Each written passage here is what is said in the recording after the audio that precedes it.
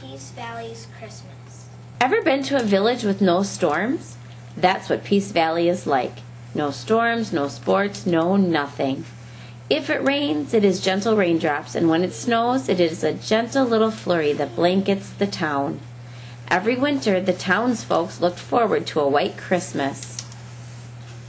It was always very quiet. Most people in Peace Valley just stayed home all the time. Life was calm in Peace Valley until Verena, the worst villain in the entire universe, appeared in Mayor Julietta's backyard. As Verena stood in the mayor's backyard and she clapped her big ugly hands, Sarah Gaishel's house surrounded her. She zipped to the top of the roof. Just then, Sarah came home from picking up her boys from daycare. She noticed her driveway was still there. She recognized her mailbox and looked up to see her house had disappeared. Then she realized her house was in the neighbor's backyard.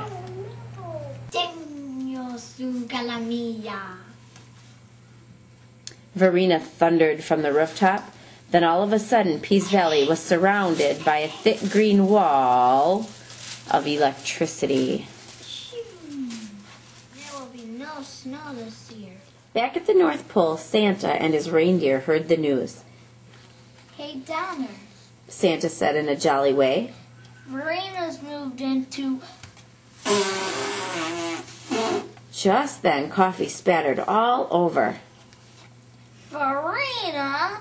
He shouted. Again? Santa had had enough of her. She had taken over Cincinnati and Fillmore, even the entire state of Wisconsin. Santa knew that something had to be done or else he couldn't deliver all of the presents that had to be delivered. He asked his wife to volunteer. Oh no, dearie, I just can't. He asked his elves to volunteer. May I have your attention, please? He asked his reindeer. The door is going to be open. No. He recounted his reindeer. 1, 2, 3, 4, 5, 6, 7, 8. Sure enough, one was missing. There was a red glow coming from the toy shack, and just then Rudolph trotted out to join his friends. Santa asked Rudolph if he could help stop Verena. Surprisingly, Rudolph agreed to do it. But you're just a kid. Worried Dasher, I know, but a fawn's gotta do what a fawn's gotta do. answered Rudolph. Be careful, little guy. Cupid warned. That Verena is some trouble. Don't worry, Q, I will. Rudolph answered. Here's some equipment. Santa grunted as he waddled out of the toy shack with a big sack. He plopped the sack, then himself, on the ground. Thought it might come in handy. Feel free to use my sleigh. He panted. Woo! Thanks, Mr. C. Rudolph answered. Okay, you guys. Help me to get this in there. He told his friends. Heave ho! They shouted together as they forced the sack into the sleigh. Good luck, Sonny. Santa told Rudolph as he hooked up the sleigh to Rudolph. Rudolph heard cries of goodbye. Good luck. Good luck. See you soon. Bye-bye. As he took off in the sky, almost everybody had a tear in their eye. By the time he had passed 80 clouds, he could see Verena's shield of electricity over Peace Valley. He dropped down for a closer look. He circled it once, then twice, looking for somewhere to get in. Then he remembered the equipment. But when he looked in the sack, all he found was what looked like glowing gold glitter. Then he saw a note written in fancy print that read, This is gold dust. I put it in so the sack would not be heavy.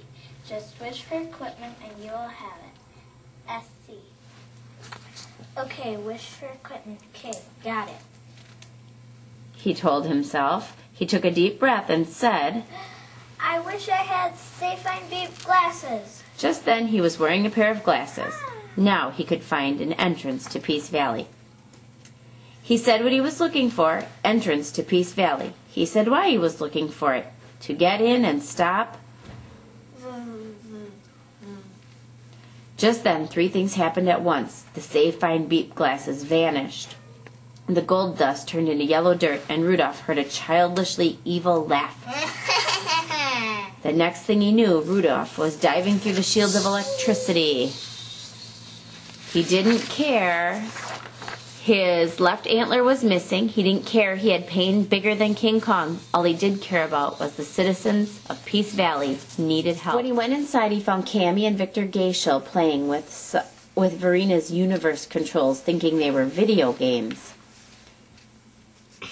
You guys shouldn't be playing in here, he told them, noticing Verina was asleep.